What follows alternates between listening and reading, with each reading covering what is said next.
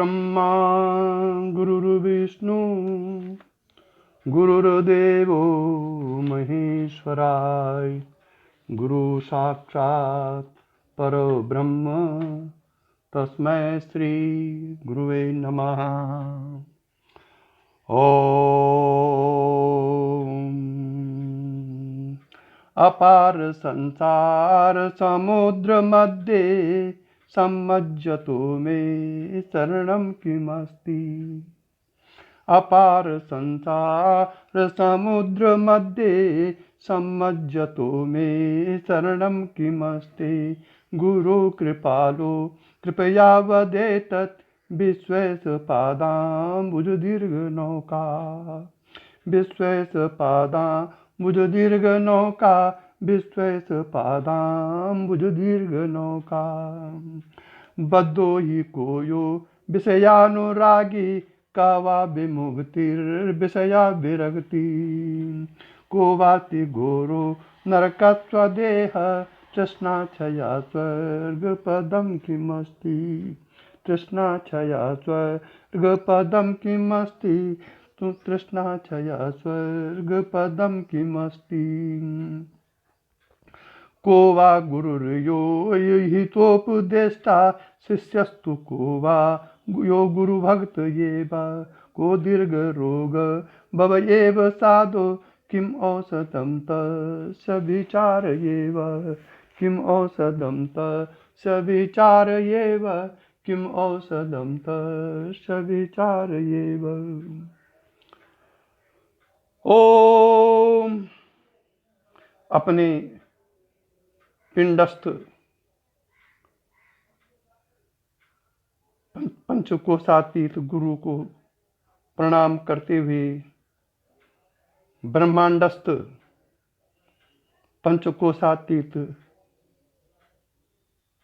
परम गुरु को प्रणाम करते हुए, इस परंपरा के आई हुई अल्पवीर्यता के लिए श्री भगवान से प्रार्थना करते हुए, सौंदर्य लहरी पर कुछ लोगों के पुनः निवेदन से आगे का प्रवचन प्रस्तुत किया जा रहा है। मैं तो लगभग उपराम हो गया था प्रवचनों से,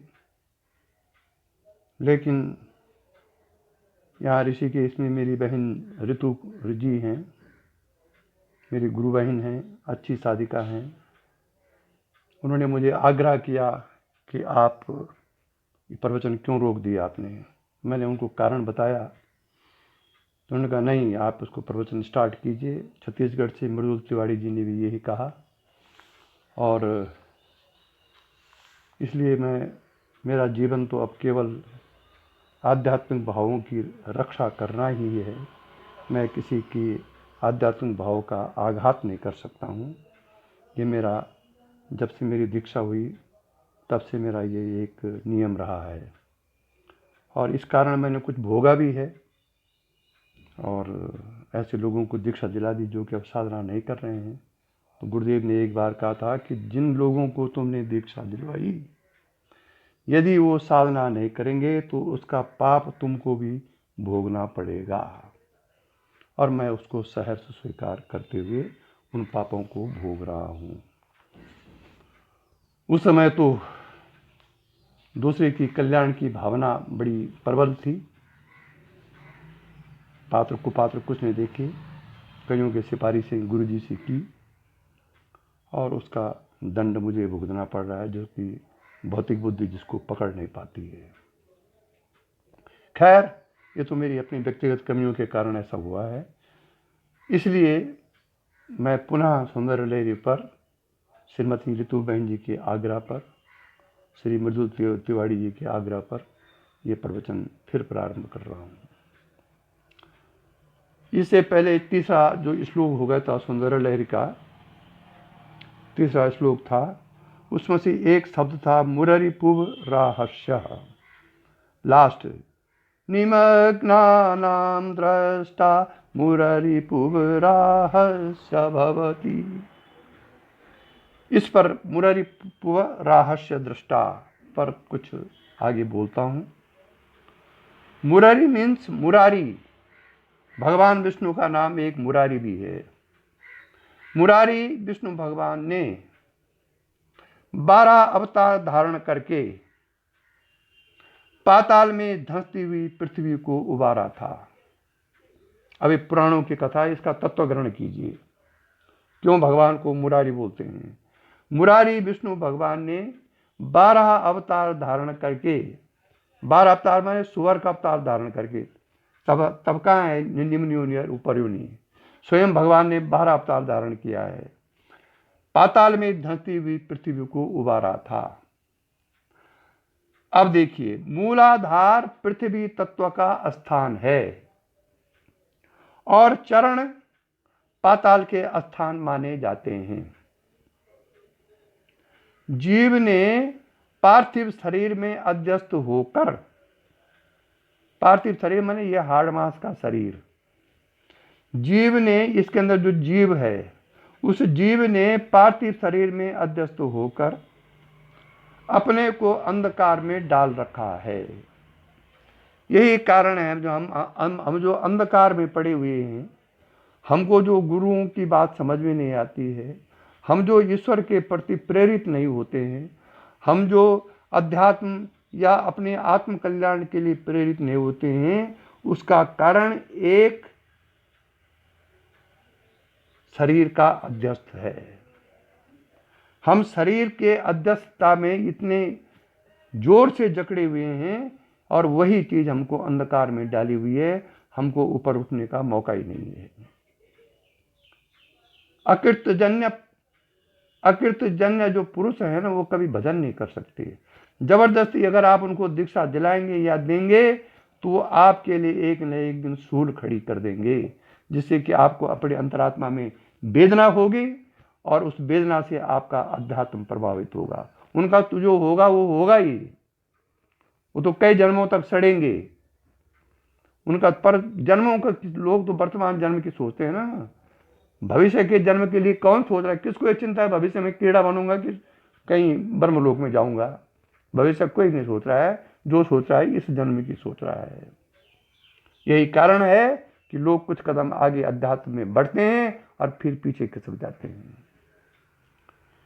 जितना जितना वह मूलाधार से ऊपर उठता जाता है, उसका अध्यास सूक्ष्म होता जाता है। इसीलिए मैंने किसी साधक को कहा था कि मूलाधार की क्रिया करो, जिसमें कि उसने कहा कि माँ तो मूलाधार की क्रिया भूल गई है। ये देखिए, तो गुरु का कहने का अर्थ क्या रहा फिर? या तो किसी को पूछो ही मत, पूछते हो तो जो कुछ बोलता है उसका पालन करो। जितना जितना वह मूलाधार से ऊपर उठता जाता है, उसका अध्यास मीन्स अटैचमेंट सूक्ष्म होता जाता है और साथ में पहुंचकर सर्वथा वो मुक्त हो जाता है। नारायण बोलना पड़े। कौन? वो जो जीव है। जीव ही चित्त है, चित्त ही मन है और मन ही प्राण है, बुद्धि है और शरीर है। ये उत्तरोत्तर स्थूल रूप में जा रहेंगे। इसलिए जन्म मरण रूपी संसार की पाताल रूपी दलदल से निकलने के लिए उसे भगवती की वैष्णवी 12 ही शक्ति का आश्रय लेना चाहिए। जब 12 अवतार भगवान का हुआ है तो उसकी कोई ना कोई शक्ति होगी ना, तो उसी शक्ति को कहते हैं वैष्णवी 12 ही शक्ति। तो उसका आश्रय उसको लेना चाहिए। इसीलिए वो तीसरे श्लोक में सौंदर्य लहरी में मुरारी पूर्व रहस्य शब्द आया है। 12 ही शक्ति अथवा 12 ही विद्या का वर्णन 12 उपनिषद में मिलता है। इसका एक उपनिषद भी है भगवान के अवतारों का, 12 उपनिषद उसको कहते हैं। वहां ब्रह्म विद्या को ही 12 ही कहा गया है।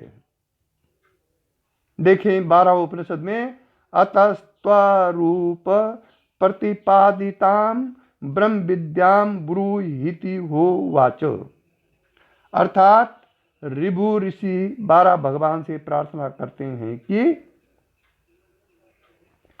आप अपने रूप से प्रतिपादित ब्रह्म विद्या कहिए। ये ऋभु ऋषि भगवान से प्रार्थना करते हैं। भावोपनिषद में 12 शक्ति को पिता के समान दिखाया गया है। मूलाधार से भी नीचे अधिक अंधकार का स्थान है। मूलाधार और स्वादिष्ठान को अंधकारमय आग्नेय मंडल माना जाता है। मूलाधार तो आप जानते ही हैं, और स्वादिष्ठान जो 2 चक्र हैं, इनको अंधकारमय चक्र माना गया, लेकिन ये आग्नेय मंडल माना गया। इनको अंधकार है, लेकिन ऐसा अंधकार नहीं है जैसा ये होता है भौतिक अंधकार। आग्नेय मंडल अंधकार है, उस अंधकार के अंदर अग्नि का हुआ है चिन्ह, अग्नि का ताप है उसके अंदर। यदि शरीराध्यास की वृद्धि होती जाए तो जीव अधिकाधिक जड़ता से उतरता जाता है। जीव अगर आज शरीराध्यास की वृद्धि होती है आपके अंदर, तो उतना ही अधिक जीव जड़ता में उतरता जाता है। अधिकतर साधक लेकिन जब वो ध्यान में बैठते हैं तो जड़ के समान बैठे रहते हैं, वो चुप, न अंदर प्रकाश न बाहर प्रकाश, और घंटों बैठे रहते हैं। हम उसको समाधि या ध्यान समझ बैठते हैं, जबकि वो जड़ता है। प्राण या मन जड़ता में चला गया है, चेतना नहीं है। तो ये जड़ समाधि इसको कहते हैं, जो कि मुक्त अवस्था के लिए बहुत बड़ी बाधक है। पाताल आदि निम्न लोकों को घना अंधकारमय माना जाता है। ईशावास्योपनिषद में यह बात यजुर्वेदीय निम्न उद्धृत मंत्र द्वारा इन शब्दों में कही गई है। असूर्या नामते लोका, असूर्या नामते लोका अंधेना तमसावृता, तास्ते प्रेतभि गच्छन्ति एकेचा आत्महनो जना। अंधकार से आवृत जो आसुरी लोक है, आत्महनन करने वाला मनुष्य मरकर उनमें जाता है। अब यहां पर आ गया आत्महनन शब्द है इसमें। ये उपनिषद का है, असूर्या नामते लोका अंधेन तमसावृता और त्याते प्रेत्या भी गच्छन्ति एकेचा आत्महनो जना। आत्महनन क्या है? अंदर से प्रेरणा हो रही है कि साधना कर, अंदर से प्रेरणा हो रही कि गुरु से बात कर, अंदर से प्रेरणा हो रही है कि गुरु के पास जा, अंदर से उतना प्रेरणा हो रही है कि आत्मचिंतन की ओर जा। लेकिन हमने अपने व्यावहारिक और सांसारिक कारणों से उसको दबा करके हम जानबूझ करके वही कर रहे हैं जो हमारा मन कह रहा है। इसको बोलते हैं आत्महनन। ऐसा व्यक्ति आसुरी वृत्ति में, आसुरी लोकों में जाता है। ये शास्त्र बोल रहा है और ये सत्य है। शास्त्र ने आपके हर समस्याओं के समाधान के लिए शास्त्रों में नियम बताए हैं। किसी कारण से प्रारब्धवश यदि आप ऐसे कर्म कर बैठे हैं जो कि शास्त्रों के विपरीत है, तो उसके लिए भी शास्त्र में नियम है। अपि से तो दुराचारो भजते माम अन्य भाक। कोई बहुत बड़ा दुराचारी भी बल यदि अन्य भाव से मेरा चिंतन करता है तो साधुरेव सा मंतव्यो, उसको साधु ही मानो, क्योंकि उसने निश्चित कर दिया है कि अब मैं दुराचार नहीं करूंगा बल्कि भगवान का भजन करूंगा। ये गीता बोल रही है।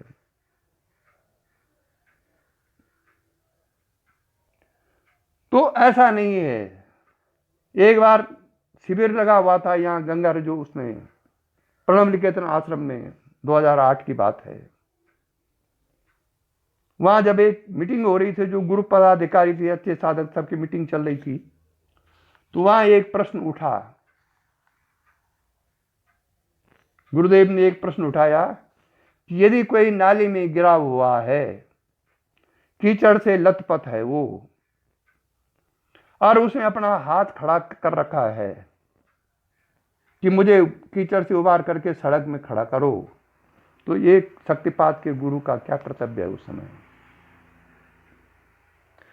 सबने अपनी अपनी राय दी। किसी ने कहा उसको छोड़ देना चाहिए क्योंकि वो कुपात्र है, कीचड़ से सना हुआ है। किसी ने कहा कुछ, किसी ने कहा कुछ। एक साधक ने कहा नहीं, ये गलत है। उसका हाथ पकड़ करके उसको जबरदस्ती सड़क में लाना चाहिए और उसको मार्ग दिखाना चाहिए। उसका उत्तर सुन करके गुरुदेव बहुत खुश हुए। तब उन्होंने कहा कि जिधर पानी बह रहा है उधर तो सभी पानी काट सकते हैं, बहादुरी तो वो है जब पानी के विपरीत दिशा में पानी काटे।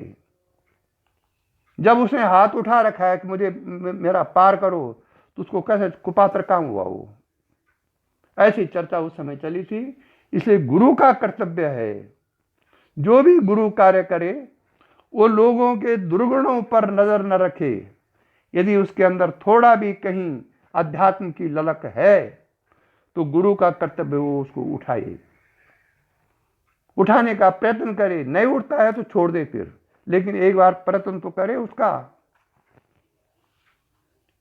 और जो गुरु के प्रयत्न को व्यर्थ गंवा देते हैं, गुरु के प्रयत्न को व्यर्थ करने देते हैं, गुरु के आशीर्वाद को, अव्यर्थ आशीर्वाद को व्यर्थ कर देते हैं, उनको फिर किसी लोकों में जगह नहीं है। इसीलिए शास्त्र कहता है कि असुर्या नामते लोका अंधेन तमसावृता तास्ते प्रेत्या विगच्छन्ति एके च आत्महनो जना। अंधकार से आवृत जो आसुरी लोक है, आत्महनन करने वाला मनुष्य मरकर उनमें जाता है। नारायण बोलना पड़ेगा। जड़ पार्थिव शरीर में आत्म भावना, जड़ पार्थिव शरीर में आत्म भावना के दृढ़ अध्यास को ही यहां आत्महनन कहा गया है। यहां पर इस प्रसंग में आत्म स्वरूप को जानने के लिए इस अध्यास से उबरना अनिवार्य है। It is the necessary in spiritually world. You must have the detachment of body, your body.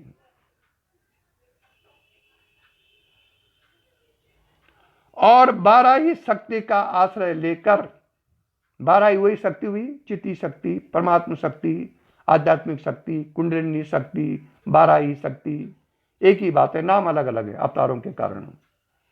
उस 12 ही शक्ति का आश्रय लेकर उससे ऊपर उठा जा सकता है। यह भाव इस श्लोक में अंतिम पंक्ति में दिखाया गया है।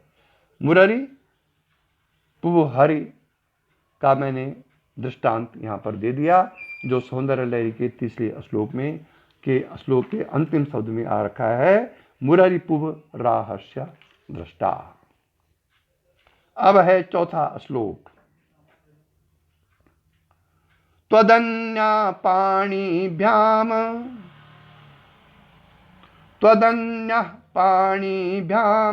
भयवरदो दैवतुगण त्वमेका नैवासि प्रकटितवराभीत्य अभिनया भयात्रान्तु दान्तुं फलमपि च वाञ्छा समधिकं शरण्ये लोकानां तव हि चरणामेव निपुणौ। ये चौथा श्लोक है। क्या है इसका अर्थ? हे भगवती, तेरे सिवाय अन्य सब देवता गण दोनों हाथों के अभिनय से अभय दान और वरदान देते हैं। ध्यान दीजिए, यहां पर शक्ति के कैसे वरदान दिया जाता है। तेरे सिवा अन्य सब देवता गण दोनों हाथों के अभिनय से अभय दान और वरदान देते हैं। तू ही एक ऐसा है, तू ही एक ऐसी है जो अभय दान अथवा वरदान देते समय हाथों से अभिनय नहीं करती। भय से त्राण करने में और वांछा के अनुकूल वर प्रदान करने में हे लोकों के शरण्य तेरे दोनों चरण निपुण हैं। भगवती केवल चरणों से वरदान देती है, चरण स्पर्श करके। इसीलिए गुरु के चरणों को स्पर्श करके दंडवत प्रणाम करके वरदान लिया जाता है। ये शास्त्र कह रहा है। शक्ति अंगूठे के आगे एक शक्ति चक्र होता है। जिनकी साधना बड़ी प्रबल है उनका वो चक्र हर समय चलता रहता है। ये अनुभूत विषय है। तो जो ही शिष्य अपना मस्तक, अपना आज्ञा चक्र उस चक्र पर टच करेगा, यदि गुरु शक्ति संपन्नधारी है तो तुरंत वो चक्र स्वचालित हो जाएगा। वो चक्र चलने लगेगा और शिष्य में गंगा की तरह शक्ति जाने लगेगी। ऐसे गुरुदेव कहते थे कि जब वो अपने गुरु को प्रणाम करते थे तो ऐसा लगता था जैसे गंगा की धारा बह रही हो उनसे मुझ पर। ऐसा वो अपना व्यक्तिगत अनुभव कहते थे। ओम। इसलिए भय से त्राण करने में और वांछा के अनुकूल वर प्रदान करने में हे लोकों की शरण्य तेरे दोनों चरण निपुण हैं। ये इस श्लोक का भाव है।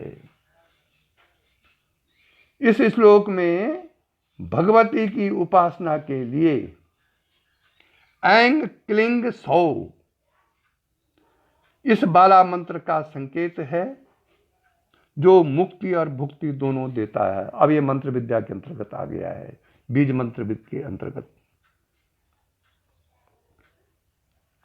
अब वर अभिनय के बारे में वरदान जब देता है कोई गुरु या कोई देवी या कोई देवता या भगवान, उसके बारे में क्या लिखा हुआ है उनका।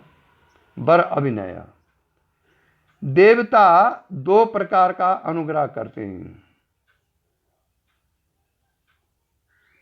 एक अभयदान देकर और दूसरे वर प्रदान करके। वरदान में मनोवांछित कामना की सिद्धि होती है। दोनों प्रकार के अनुग्रहों को हाथों के अभिनय से प्रकट किया जाता है। दक्षिण हाथ उठाकर अभय पद अभिनय किया जाता है और बाएं हाथ को जैसे सिर पर रखते हैं नीचे झुकाकर कामना सिद्ध्यर्थ वरद अभिनय किया जाता है। एक बार मैं गुरुदेव के यहां बैठा हुआ था। एक साधिका आई,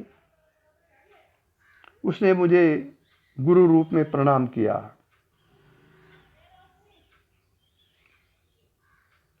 ऑटोमेटिकली मेरा बायां हाथ उसके सर पर चला गया आशीर्वाद देने के लिए।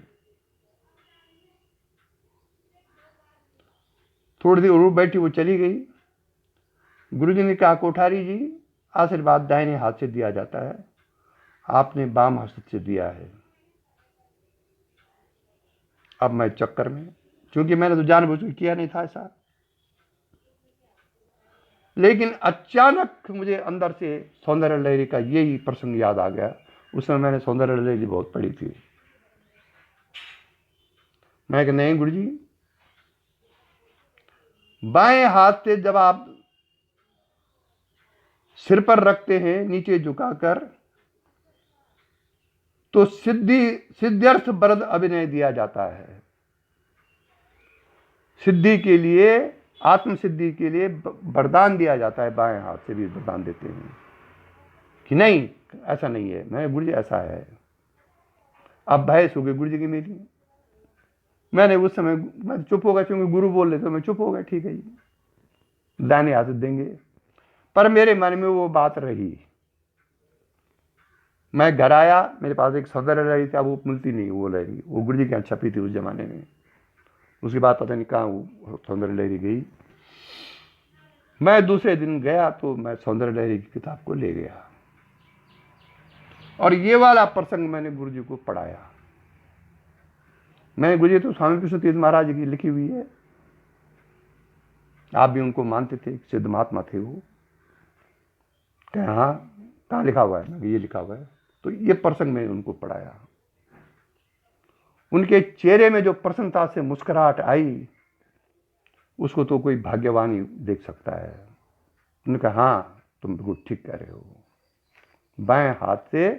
बाएं हाथ को सर में रख करके वरदान दिया जा सकता है, और वही अभय है।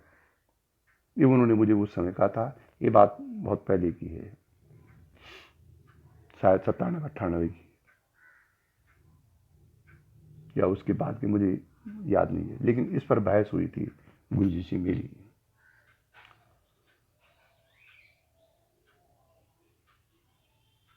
तो ये स्मृति मुझे आ गई इसको पढ़ते समय।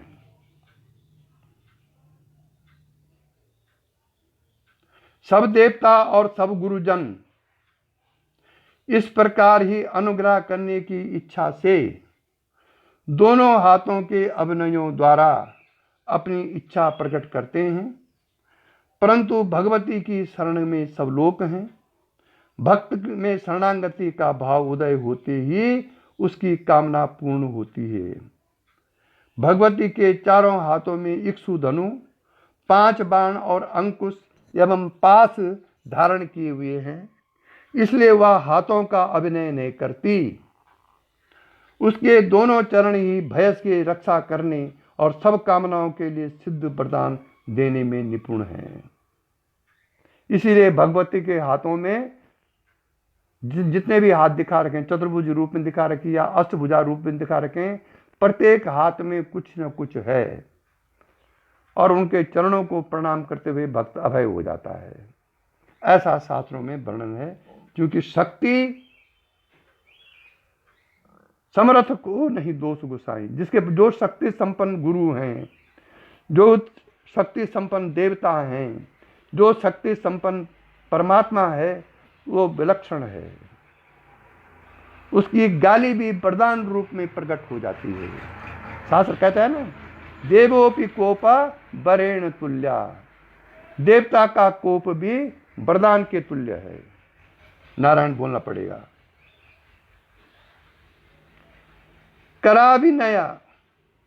कराभिनय मतलब हाथों का अभिनय द्वारा वर देने की इच्छा को किसी प्रकार प्रकट करने की क्या आवश्यकता है। जो मनुष्य अन्य भाव में शरण में आता है, उसकी सब कामनाएं स्वयं पूर्ण हो जाती हैं और सब प्रकार के भयों से उसकी रक्षा होती है। इसीलिए दुर्गा सप्तशती में कहा गया है, दारिद्र्य दुख भयहारिणी का त्वदन्या सर्वोपकारा करणाया सदार्थ चित्ता। ये दुर्गा सप्तशती में जो भी श्लोक हैं सब वेदों के श्लोक हैं, शक्ति की उपासना के श्लोक हैं। उसमें दारिद्र्य दुख भयहारिणी का त्वदन्या। शास्त्रों में भगवती को अग्नि के रूप से हवन द्वारा प्रसन्न करने का विधान देखने में आता है। करते हैं ना, हम जब दुर्गा पाठ करते हैं तो लास्ट दिन हवन करते हैं कि नहीं करते हैं। जंगलों में हिंसक पशुओं के भय से रक्षा के लिए प्रज्वलित अग्नि रखी जाती है।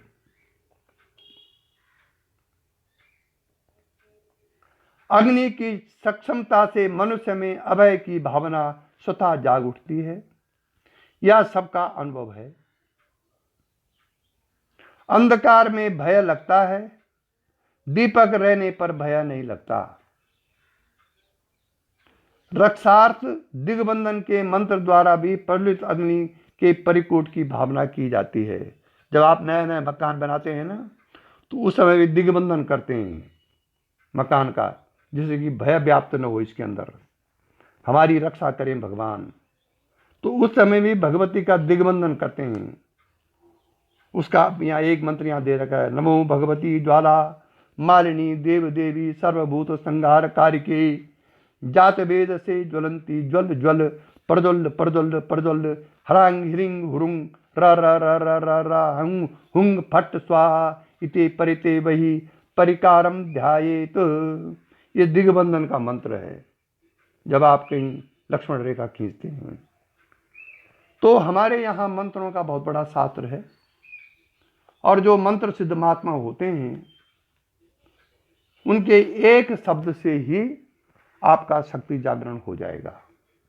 अगर उनको कोई मंत्र सिद्ध है तो उस मंत्र की भावना करते ही, उस मंत्र को बोलते ही आपका शक्ति जागरण कर देंगे वो। ये होता है मंत्र चैतन्य की सिद्धि। नारायण बोलना पड़ेगा। ओम।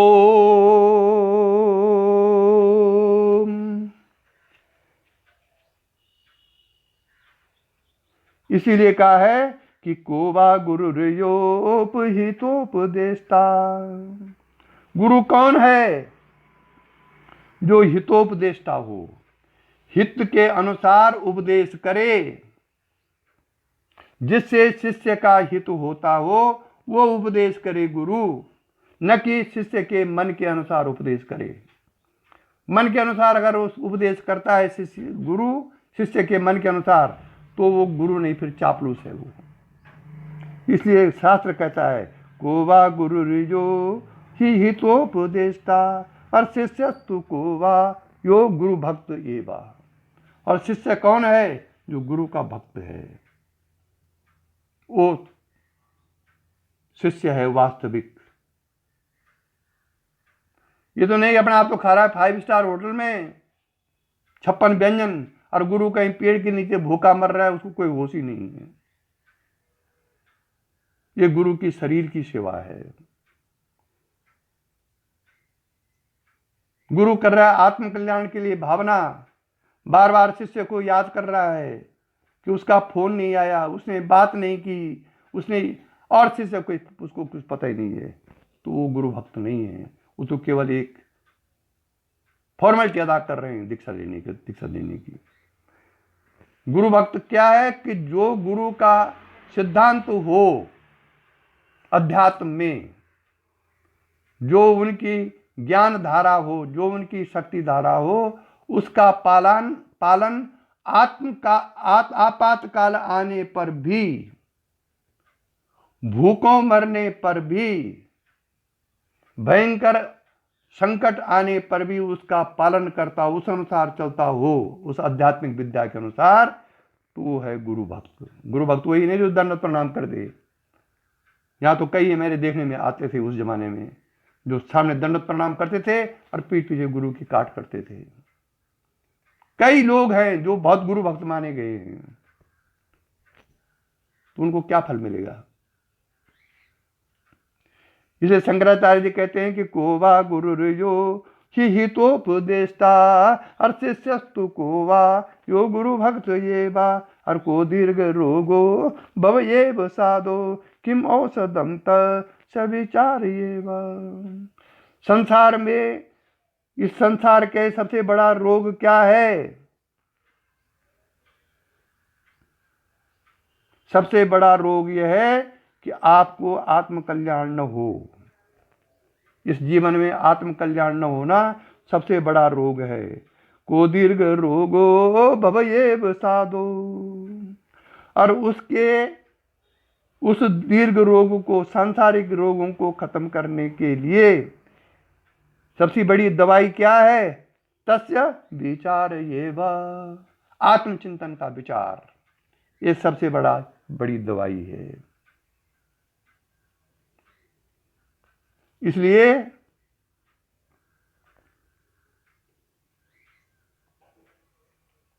शास्त्र जो कुछ कहता है उस अनुसार यदि आप साधना करेंगे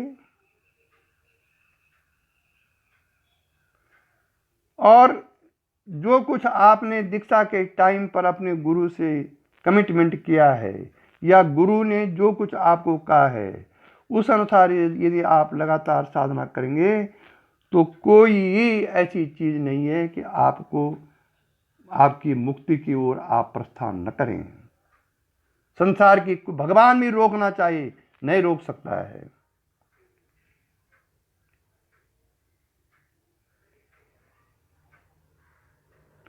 ओम। इसलिए भय का मूल कारण क्या है? सब भयों का एकमात्र कारण या दुखालय संसार ही है। यद्यपि विश्व में प्रकृति की रचना सौंदर्य का घर है, ऐसा प्रतीत होता है। मानव प्रकृति देवी ने अपने स्वाभाविक सौंदर्य का प्रदर्शन करने के लिए ही इस विश्व की रचना की है। तारागण रूपी हीरे माणिक्यों से जटित आकाश जिसका मुकुट है, तेज पुंज सूर्य चंद्र और अग्नि जिसके 3 नेत्र हैं, अंतरिक्ष जिसका वक्षस्थल और विश्व की चित्र विचित्र रचनाएं जिसके श्रृंगार हैं, और जिसके रूप लावण्य की छाया सर्वत्र बसी हुई है, जिसकी अंग प्रभा सर्वत्र चमक रही है, ऐसा यह विश्व उस भगवती के समस्त सौंदर्य राशि का विकास ही तो है। अगर हम इस अपनी वासनाओं के कारण इसमें कुछ और देख रहे हैं तो भगवान का क्या दोष है इसमें? दोष तो हमारी वासनाओं का है। कोवा गुरुर्यो तो ही तो उपदेष्टा। विश्व की एक एक गौण कृति की चमक दमक पर पतंगवत मनुष्य मोहित हो जाता है। क्यों न हो? सौंदर्य का भूखा, आनंद का प्यासा या जीव एक एक अणु की प्रभा में इतना आसक्त हो जाता है कि उसकी दृष्टि प्रकृति देवी के समष्टि सौंदर्य तक पहुंच ही नहीं पाती।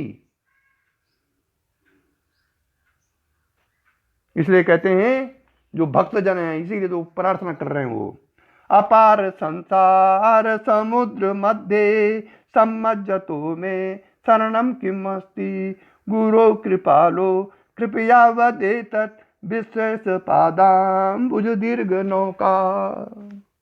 ये संसार रूपी जो दीर्घ नौका है, हे गुरुदेव मैं कैसे पार करूंगा?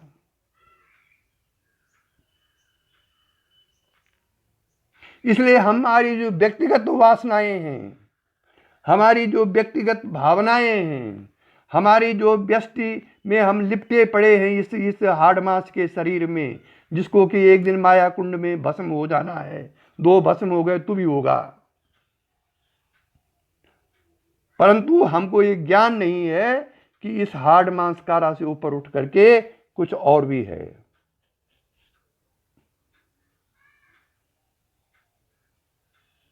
क्योंकि हमारी जो दृष्टि है ना, वो व्यक्तिगत दृष्टि पे है, समष्टि सौंदर्य पर तो हमारी दृष्टि है ही नहीं। और ये शक्तिपात समष्टि सौंदर्य के ओर ले जाता है। वो आज बता रहा था अपना अनुभव, सुशांत उड़ीसा वाला, क्या विचित्र अनुभव।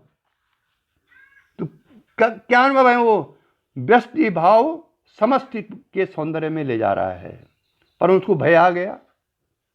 अब ये भय जो है पात्रता की कमी के कारण होता है, जो कि धीरे धीरे उसी को नहीं, कईयों को, मुझको भी बहुत हुआ ये। जहां कभी मन रहा ही नहीं, अगर मन वहां चला जाता है तो स्वाभाविक एक अंतःकरण में भय पैदा हो जाता है, जो कि धीरे धीरे समाप्त हो जाता है।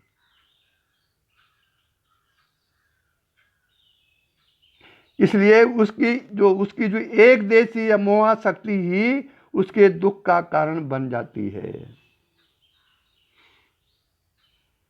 दीपक ही पतंग की मृत्यु का कारण बन जाता है। इसलिए इस समष्टि सौंदर्य को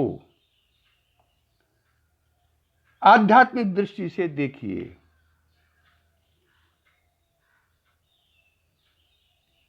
इसीलिए शास्त्रों में इसका वर्णन कथानक रूप में है।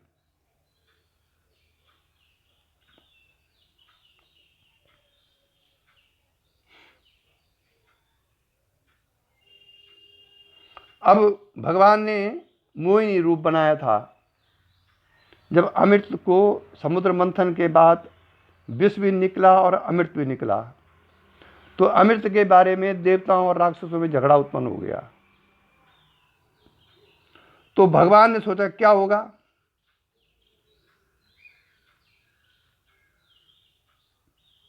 इसलिए भगवान विष्णु ने मोहिनी का रूप धारण किया और तब अमृत बांटा देवताओं में राक्षसों में।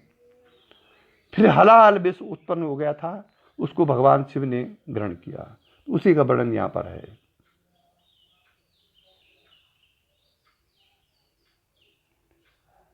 अग्नि भगवती का साक्षात स्थूल रूप है। भगवती के प्रणव का एक रूप ऐंग भी है और ऐंग अग्नि तत्व का अक्षर है और सुषुम्ना नाड़ी से संबंधित है। सुषुम्ना को भी आग्नेय माना जाता है। ऐंग बीज को वाक बीज भी कहते हैं। वाक शक्ति को भी अग्निमय कहते हैं। तेजोमयी वाक ऐसा श्रुति में है। ऐंग का त्रिकोणाकृति भाग शक्ति का द्योतक है। श्री चक्र में है ये।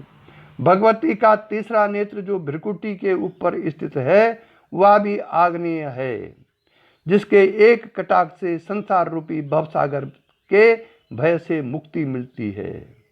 यदि आपका आज्ञा चक्र जग गया तो भय होते हुए भी आपको भय नहीं लगेगा।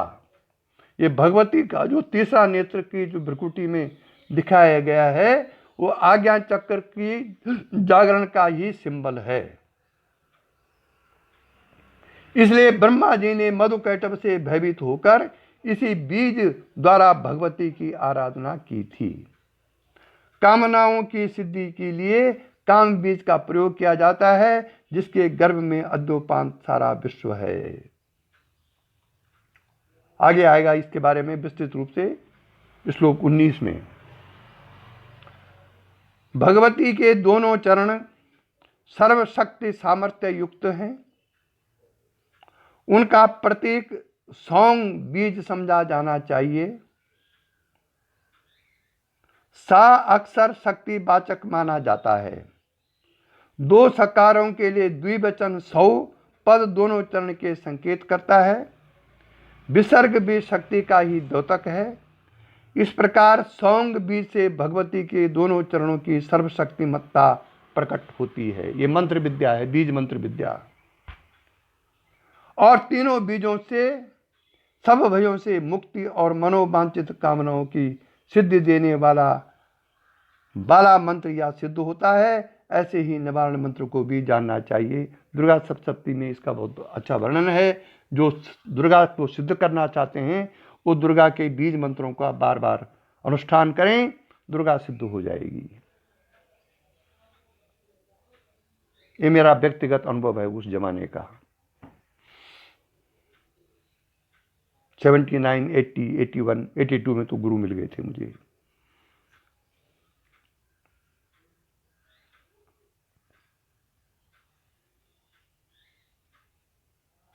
अब भगवान के मोहिनी रूप का वर्णन है।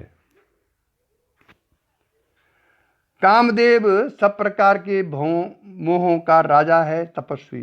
ज्ञानियों के चित्त पर भी प्रहार किए बिना नहीं रहता। अब जो लोग ब्रह्मचर्य का पालन करना चाहते हैं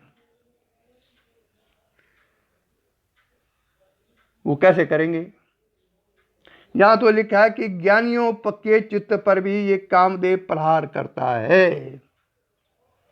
गीता में कहा है भगवान ने कि काम भी मैं ही हूं।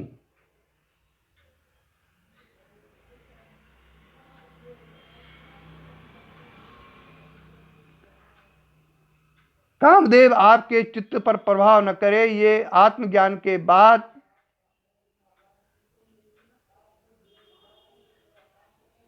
स्वयं अपने आप वो स्थिति प्रकट होगी जब कामदेव आपके चित्त पर प्रभाव नहीं करेगा। वो ज्ञान की चौथी पांचवी भूमिका में ऐसा होता है। लेकिन यदि आप उसको हठयोग से या बलात् या हठात पूर्वक उस पर रोक लगाना चाहते हैं तो आपकी मन प्राण बुद्धि के अंदर विकृति उत्पन्न हो जाएगी। ब्रह्मचर्य का मतलब ब्रह्म में आचरण करना, तब ब्रह्मचर्य स्वाभाविक होगा।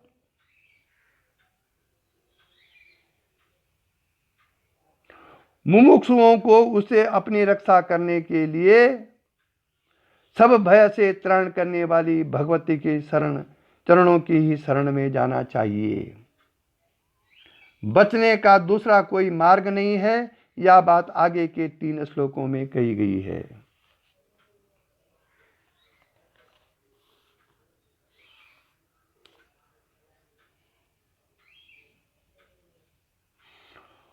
ओम। अब 5वां श्लोक है, हरिस्त्वाम आराध्या प्रणत जन सौभाग्य जननी पुरानारी भूता पुररिपुमपि क्षोभमनयत् स्मरोऽपि त्वां नत्वा रतिनयन लोहेन वपुषा मुनीनां प्यन्ता प्रभवति मोहाय महताम्। क्या अर्थ है इस श्लोक का? हरि मने विष्णु भगवान ने, हरि मीन्स विष्णु भगवान। हरिस्त्वाम आराध्या, यह है श्लोक में, हरिस्त्वाम आराध्या और प्रणत जन सौभाग्य जननी। हरि मने विष्णु भगवान ने पूर्व काल में प्रणत जनों को सौभाग्य दान करने वाली तेरी आराधना करके नारी का मोहिनी रूप धारण कर त्रिपुरारी महादेव के चित्त में काम का क्षोभ उत्पन्न कर दिया था। और कामदेव स्मर भी तुझको नमन करने के कारण ही अपनी पत्नी रति के नयनों द्वारा चुंबन किए जाने वाले शरीर से बड़े बड़े मुनियों के भी अंतःकरण में मोह उत्पन्न कर देता है। ये इस श्लोक का अर्थ है।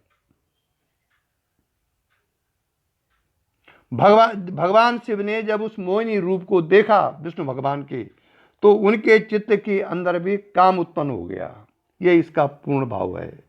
मतलब भगवती की शक्ति को दिखाने के लिए इस श्लोक में भगवती की सर्वशक्तिमान शक्ति को का जो वर्णन है उस श्लोक में किया गया है कि शिव भी उस शक्ति के अधीन ही है।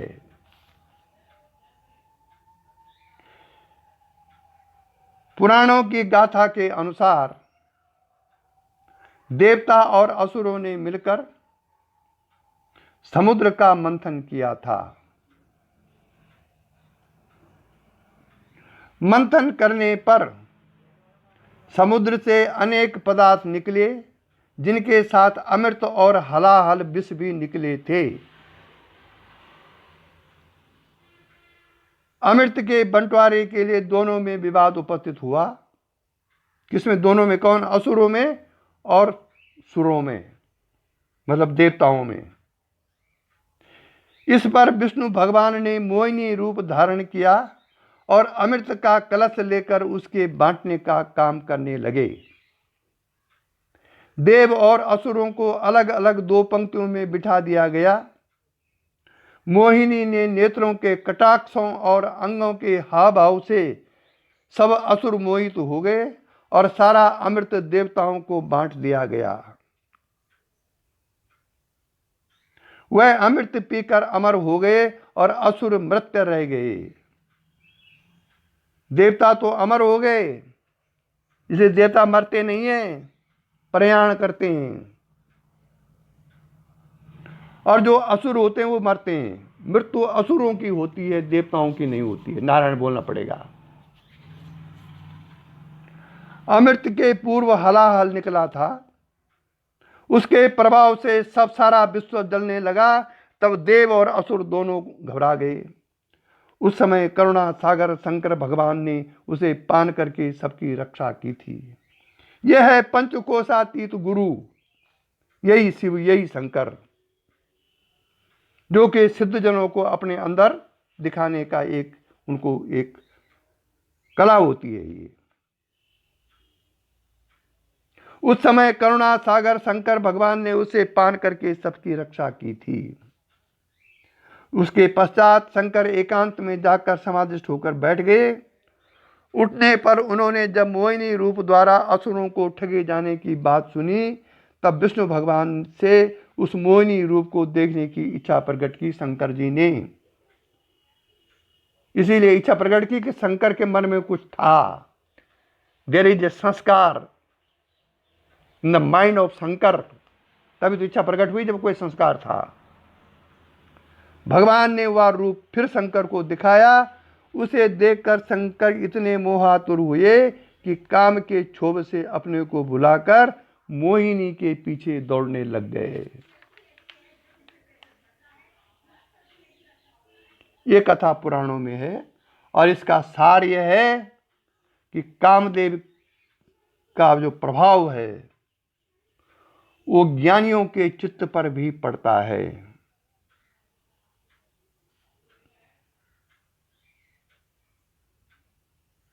इसलिए एक मेरा अनुभव है, उसको प्रैक्टिकल करना ठीक नहीं है, लेकिन ऐसा है जब जब आप शरीर में आएंगे, आप परम ज्ञानी हैं, आप ज्ञान की 6वीं 7वीं भूमिका में भी चले गए, लेकिन प्रारब्ध बस यदि आप शरीर में आ गए, किसी शरीर में तो आना ही पड़ेगा आपको, चाहे आप 2 मिनट के लिए आए, पूर्ण ज्ञान होने के बाद भी आपको शरीर में आना ही पड़ेगा, क्योंकि कर्म शेष है। तो जब शरीर में आप आओगे तो शरीर के समस्त गुण उस समय आपके चित्त पर होंगे। वो अलग है कि आप अपने विवेक से उन दुर्गुणों को हटा दें, लेकिन कुछ ना कुछ वहाँ अंश है। इसलिए कहा गया कि अद्वैत भी नहीं है, अद्वैत भी द्वैत सापेक्ष है।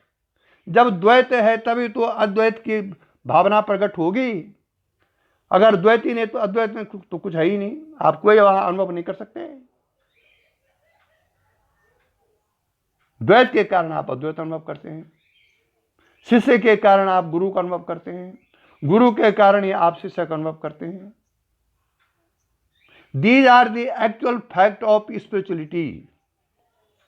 लेकिन हम शरीरों में रमे हुए हैं तो हमको गुरु का शरीर ही दिखाई देगा। हम उतने हैं नहीं जितना हम प्रोजेक्ट कर रहे हैं। कई साधकों को मैंने सुना है, जो अंदर से वैसा होगा उसको प्रोजेक्ट करने की आवश्यकता है ही नहीं, वो तो दिखाई देगा। लेकिन दृष्टि ज्ञानमयी कृत्वा पश्येद ब्रह्ममयी जगत, जब तक दृष्टि ज्ञानमयी नहीं हुई तब तक ये जगत ब्रह्ममय कैसे दिखाई देगा। ओम।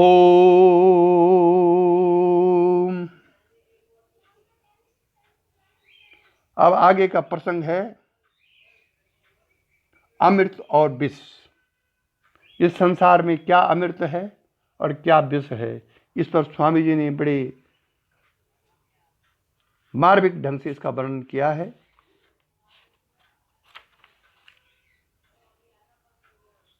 स्वामी जी, गुरु जी के अनुसार स्वामी जी इस परंपरा में सिद्ध महात्मा थे,